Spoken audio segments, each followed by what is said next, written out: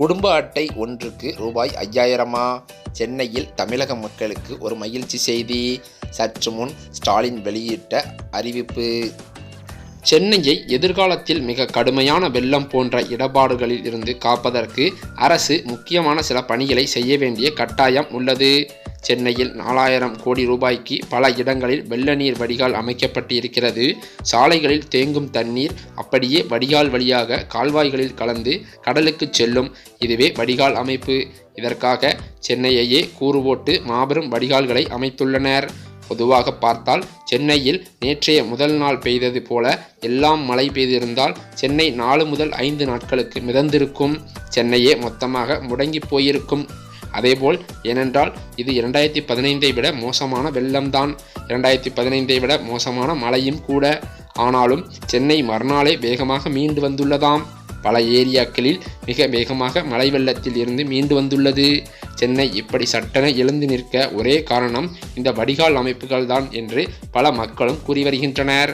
இந்த வடிகால் அமைப்புகள் மட்டும் இல்லை என்றால் சென்னை மிக கடுமையான சூழ்நிலையில் சிக்கி தவித்திருக்குமாம். இப்போதும் கூட வடிகால்கள் இல்லாத இடங்களில்தான் மக்கள் கடுமையாக சிக்கி தவித்து வருவதாகவும் சொல்லப்படுகிறது. அதாவது அதற்கான முக்கிய காரணங்கள் இருக்கின்றன.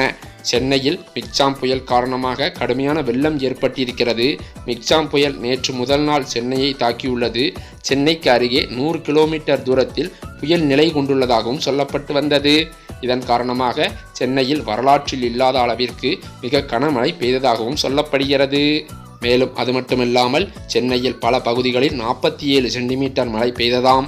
சில இடங்களில் 60 சென்டிமீட்டர் மழை கூட பெய்ததாகவும் தகவல்கள் வெளியாகியுள்ளன. பள்ளிக்கரணை, வேளச்சேரி போன்ற பகுதிகள் கடுமையான பாதிப்புக்குள்ளாகியிருக்கிறது.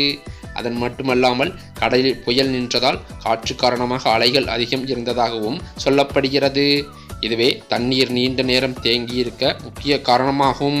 சென்னையை எதிர்காலத்தில் மிக கடுமையாக வெள்ளம் போன்ற இடர்பாடுகளிலிருந்து காப்பதற்கு அரசு மேலும் சில முக்கியமான திட்டங்களையும் கொண்டுவர இருக்கிறதாகவும் சொல்லப்படுகிறது.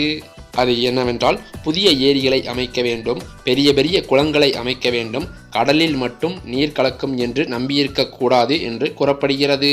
மேலும் இன்னொரு திட்டம் என்னவென்றால் சென்னையின் புறநகர் பகுதிகளில் வெள்ள நீர் வடிகால் அமைப்புகளை ஐடி காரிடார் பகுதிகளில் வடிகால் அமைப்புகளாக உடனடியாக அமைக்க வேண்டும் என்றும் திமுக அரசானது தற்போது அரசாணை பிறப்பிக்க உள்ளதாகவும் சொல்லப்படுகிறது.